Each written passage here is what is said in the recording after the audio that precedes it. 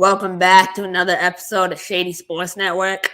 I'm joined by a very special guest tonight, Mr. Garry Barnes. Garry, how are you doing tonight? I'm doing good. Thank you, Chris. No problem. So let's get right in. So talk a little bit about what you do with the Juco football scene. All right. Well, my name is Garry Barnes. I'm president of Thuggy Bear Cares, a local nonprofit in Oregon. And what I do is I recruit high school kids here in all sports, mainly football, to Northern California junior colleges. So I just kind of show them the path. We're in a small market area here in Oregon. There's not a lot of excitement about college and secondary education, particularly when it comes to sports. So I kind of took that upon myself locally here in my town and started taking kids on trips to California. So obviously we talk about Juco football. There's a lot of good names that have played Juco, Stetson Bennett from this past year, Aaron Rodgers. So where do you think Juco football is at now, the current state of it? Well, I think it's going to be more important as it comes up actually with the transfer portal and, wanting to see kids who are actually producing. So a lot of kids are bouncing around from school to school, but maybe don't have a track record of production. So a lot of high school kids who maybe don't even think they can play college football will find a home in a junior college, build up those skills, and then from there they can shop themselves around to four-year schools. Do you think Juco, so as someone, obviously I'm in high school, I'm still looking at colleges, but community college is somewhere where I have looked. Do you think that's a good route for someone to take educationally to get to that next level they want to get to? Yeah, I do. I think junior college will help you a little bit more along. I was a student that I wasn't a very good student, right? So I managed to get a 3.25 out of high school. I got 12.20 on my SATs back in '93 for good scores back then. But I wasn't a very studious student. So to jump right into a four-year school is what happened to me. I got a full ride for a Division I school. Within about a year, they dropped their football program. But within that year, I realized how hard college was, right? Just being a student in academics. So when I went to the junior college, it was not to say it was easier, but it was a little more laid out for those kids who didn't quite meet the criteria for higher education, who go there to get some of their skills up. And so it helped me tremendously as far as academics. So I'm a huge supporter of Juco football. I watched every episode of Last Chance U. I think it's awesome. I prefer a kid out of Juco than I prefer a kid out of high school, to be honest with you. So in this day where we have colleges throwing $13 million at high school kids, what do you think? What do you think of the NIL as a whole? Well, I really don't like it, to be honest with you. I love the fact kids are getting paid, right? Anytime you can get some money to pass it down the line and feed your kids, because that's what I'm about, teaching kids how to feed their children eventually. I think that's what a lot of young kids overlook is where they're going to be at in the future. The thing I thought about the NIL was I believed it was going to help, one, all athletes, right? We really heard about it like, hey, these young athletes, they can't afford food, they can't afford rent, they need some stipends.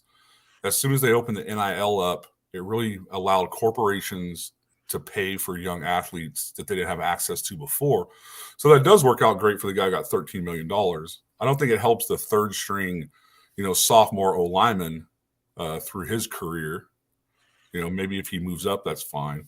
And overall, I just don't like the idea for that. The transfer portal opens up. You kind of break some of the traditions of college football. I don't mind the change because that's going to happen in sports. But it kind of changed the atmosphere of college football. And kids, what are the statistics? There are 78,000, I think, new college football players. 800 of them get drafted maybe or, get offers to go. About 80 of them make the teams as rookies. About 6 of those become superstars. So when you think of all the other kids who aren't going to get that money, and it maybe even be in the part of the portal where they bounce around, they don't get an education, they don't get a tradition of a 4-year school. And the most important thing I got out of college, to be honest with you, were my friendships I still have with some of these amazing friends that I spent, a years with on the football field and develop those friendships. So, oddly enough, your next stop in your football journey is with the Wenatchee Valley Skyhawks, which is a pro arena team. So that has a lot of connection with JUCO football. You guys got a lot of guys who actually went to JUCO. So talk about your role with the Skyhawks. Yeah, so I've been helping the Skyhawks for 2 years now, and just more. I really don't recruit. We're just starting to get into working on that part with them. What I've really done with those guys is try to help their community relations. My nonprofit, we work with youth, and so anytime I can associate one group I work with another group to benefit them. So the Skyhawks there in Wenatchee Valley, we're starting to work with the Washington National Guard, who's developing a wrestling program. Hopefully we'll get some of our athletes to go there and coach some of these new young kids up. And then we're looking to help with the youth sports in the area with some flag football and other activities like that. As far as the junior college, those guys having access to there, yeah, it's a great portal, not to use the transfer portal thing, but it's a great path to find some of these pro athletes who are looking for their next step. So obviously now you have like 25 football leagues. You have XFL, USFL, CIF, NAL, IFL. You have all these leagues. Do you think there's too many football leagues and there should be just like 3 or 4 major ones? Or you think there's so much talent out there where? Well, I think that's what we get into. There is a lot of talent. I used to own a full contact football league. I owned that for 3 years and operated it. It was a 9-man football league here locally in Oregon. It wasn't pro. It was semi-pro. It was pay to play, basically like a city league softball. We operated in about 6 or 7 cities. So now I do see what you're saying with all these leagues we have. I think the real problem is the structure of the business end of it. I hear a lot from players how some teams fold and fail and they didn't get paid and all this kind of promises. I think it's that kind of slippery slope that pushes people away, sponsors away, and the athletes don't really get what they're kind of looking for. I'd like to see some real developmental leagues that have a set schedule of what they're going to do, because I've never really seen any of these leagues promise anything but maybe some film and playing time. I don't know how they actually develop athletes outside of just coaching them. I think there's more to that than just coaching.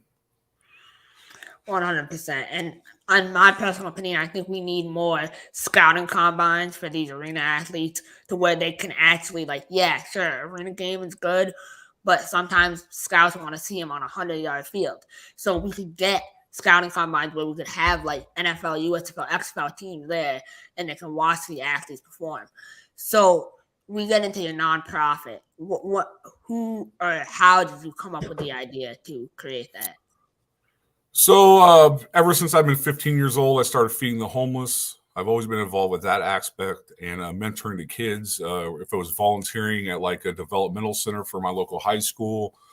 So about 10 years ago, I decided I'd been involved with a lot of nonprofits. I wanted to direct my nonprofit. I wanted to have the end result say, right?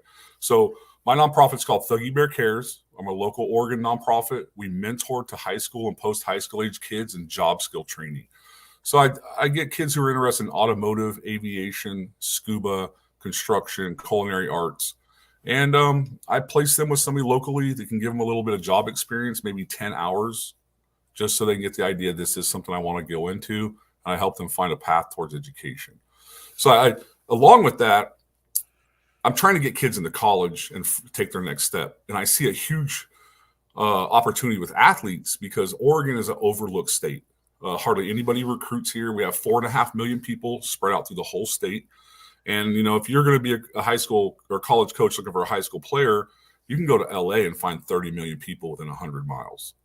With the combines they have now developed and those showcases for high school athletes, our state's kind of overlooked. So I enjoy the fact that my coaches gave me their time. Other people saved my life. I was a throwaway kid from the streets. And football saved my life. I've gotten everything from football, and I give everything to football. So I had the opportunity with my friend, Theopolis Warren. He's out of Merced. He's a 2-time national championship junior college football champion. Me and him started taking trips to California. We would load up the van, maybe on a Friday night after football games. We'd talk to some of these juniors and seniors. We would load the van up and go to California. We'd visit Shasta College, Delta Junior College, and San Francisco City College. They won the national championship just 2 seasons ago. We have a great record with all those schools. And so from there, that's how I kind of started my nonprofit and what we're doing with athletes as far as taking them on road trips. That's expanded into locally with my the YMCA here in Albany. We're developing a class so that we can bring 8 or 10 high schools together for those kids who are interested in furthering their college education with or without football. And just kind of teach them the ins and outs of when financial aid's due. And each month we'll have a class. And maybe, 1 month is financial aid. The next month is how to fill out a college application, some personal finance, some health, some staying prepped for college. And so since I've developed that, I've now, with the Skyhawks help in Washington and here in Oregon, we're going to do that on an email subscription basis. It's free. Somebody will go to our website. They'll put in their thing for our monthly newsletter, and we'll start sending those kids a bi-monthly email, just reminding them, look at your huddle film if you're in season, get your highlights going, and even how to do a highlight film, how to market yourself to colleges and stuff like that. So I find that really inspirational what you do, and how you took your own personal struggle and actually wanted to help your community and want to see people succeed. If there's anybody out there struggling with what you had to go through as a young kid, what would you tell them? Open your own doors. You got to keep the hustle. I mean, that's certainly what I did. When one school closed the door because they dropped their football program, University Pacific in Stockton, California, I went and talked to the closest coach that was to me. And when they actually said yes, so I was lucky. But if they just said no, I'd have went to the next coach. But, I found football and sports to be a place I could live and eat, right? I was one of those kids. I was a welfare kid. So some of the hustle wasn't about sports for me as much as, okay, this is where I can live for the next 2 years and figure out my next path, which will end up being better than not going to college and playing football. 100%. So I look at sometimes college coaches at the Division I level, Power 5, are like, oh, I don't want the Juco kid because he has so much baggage. But then you look at guys who are in the NFL, Josh Gordon. And I love Josh Gordon, no hate on him. But he's been getting chance after chance after chance. When do you think college coaching needs to start thinking about, I can give this kid a second chance, I can give this kid a third chance? Because we all fail at some point. So, yeah, well, I think that's important. I think there are those smaller schools down the road, down the rung that can take more chances. It's hard, I think, being I've been around football my whole life, so I can kind of understand how some of those top name coaches have to worry about their job, right? It's a big thing for them. So taking chances on people who may just not perform. And I don't necessarily think not taking a chance on one kid who's struggling doesn't mean they don't want him. They just have somebody else who fits that criteria better, right? But definitely if you're struggling, there's another school out there, pick up the phone. Now it's a big thing for player questionnaires, right? Contact forms. In order to contact colleges, you can fill out a player questionnaire, tell them about yourself. And if that doesn't work, email them, call them. I'm doing the same thing for my son. I take kids to colleges, but I don't necessarily have that road that for a free scholarship for anybody. So my son's a freshman in a junior college in Northern California at Shasta. And he's struggling on the road, looking for him to go to, and we're calling coaches and knocking on doors and just trying to open those avenues up. So you look at your son, for an example, he's a Juco football player. From a father perspective, right? How do you help your son through that and look at the next steps? You kind of touched on it a little bit, but dive a little deeper into that. Well, I'm pretty proactive. I'm not a helicopter parent, but I'm definitely here to support my kids in the things that they don't understand. So he doesn't understand recruiting himself to colleges. He's never done it. So he just doesn't have that access to his personal information. So I stay on him. I send him emails. I send him texts. It's his path to fail. He doesn't make it and doesn't work it out for himself. It'd be unfortunate, but that's a lesson he's going to have to learn, right? The regret of that. I regret some of my college career. That's one reason why I press upon so many kids now, take those opportunities. Another thing about junior college is if you like more than one sport, you can play more than one sport. So my son, Chase Barnes, he was a freshman last year, junior college, plays D-line. He decided he wants to run track this year. So now he's throwing the discus, the shot put, maybe he'll do the 100-meter. And just kind of gets him out there, for what I think we overlook the money. Everybody wants the money and the fame. And like I say, there's 89 people this year out of all the college people who declare themselves for the draft who will make a team. The rest of the people have experiences and memories. So I try to tell kids, this is a small chapter in your life. Go write the best chapter you can, right? And the other part about it is I don't necessarily push kids into sports. I push kids into education and an opportunity for later. So some kids I deal with, they don't really want to play college football, but they go and do it anyway because it's a path and it's a support system. So if you're one of those kids not sure about going, if the one thing you're not looking forward to is the running, then get over that, right? Then you're going to go play football or you're going to play any sport you want. But if you mess around in college and play 4 years of the sport you choose, you will end up with an education, right? That's the more important thing because most of us don't end up with an NFL career. Oh. That's really important. Education is, at the end, it's a big step on where you want to get as a person. So you look at the current Juco football system, right? You got guys like Alfonso Antonio, former #1 recruit in the class of 2019. And then you look at your state, Oregon College. They just got a transfer from Alabama, who unfortunately got dismissed from the team. How do you think college coaches are performing in their assessment of character? Do you think they're doing a good job when they assess a kid's character? Yeah, I imagine for the most part they do a good job. I think they might overlook some kids, but again, trying to understand what's really inside a kid's mind is going to be hard. So a lot of them go off of their their academics and their athletics and just hope that they make the best decisions. But I'm glad they pull a lot, and some of this character issue we have is because some of us, myself included, we grew up unguided. I grew up in the hood, right? Stockton, California. It was rough. So, I learned to fight. I learned to be aggressive. I learned to turn that on really quick and right now. And that's what served me in football was that violent side. So it was hard to separate sometimes. And my coaches didn't like it a lot because I was a guy who was quick-tempered with my teammates and set the tone a lot in practice. But, for guys like me to get a chance and to change ourselves, and how many stories like that do we hear that football saved and changed lives, So I think they're doing a good job, especially for what they have. And that's the message that, Coach John Bean, Coach Buddy Stevens, Coach Jason Brown, all these guys, they preach about changing kids' lives. So, Garry, I want to thank you so much for joining me tonight. The floor is yours. Is there anyone you want to shout out or anything you would like to say? Well, I wish my thing was not all messed up here. Yeah, I guess just to end, for what I do, I try to give back. So my coaches saved my life. Football is always there for me. I'll always be there for football. And I just hope kids try. It's a big thing in my town. It's a small little Oregon town. We're pretty, I guess, white collar. I don't really know those terms. I'm so kind of like, I'm so hood and uneducated. But it's a pretty little yuppie kind of town. Everybody has a nice little life here. There's no gangbanging and that kind of stuff.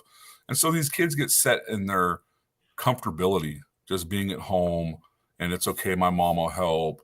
And, start thinking about preparing yourself for when your parents aren't there. I prepare my kids for when I'm not here. So sometimes that's why I'm rough on them. That's why they got to go to college. That's why they get – and my kids don't have to go to college. You can get a trade. But I wish the best for all these guys want to get out there and they're young. ThuggyBearCares.com. ThuggyBearCares@gmail.com. I'll answer any questions for anybody. I'm just trying to give back for those guys who want to give back. Just get out, volunteer at your local high school, volunteer with Pop Warner or the YMCA. and just start giving back. Definitely, and I wish you the best of luck in your journey, what you continue to do to give back to your community and not only change kids' football careers, but make kids into men. So good luck the rest of the way. Continue doing what you're doing, and that's a really important message to everybody watching. Be proactive, be involved in your community, and one day you will eventually get to where you want to get to as long as you put in the work. Have a great rest of your night. Thank you for tuning into this episode of Shady Sports, and I will see you next time. All right. Thanks a lot.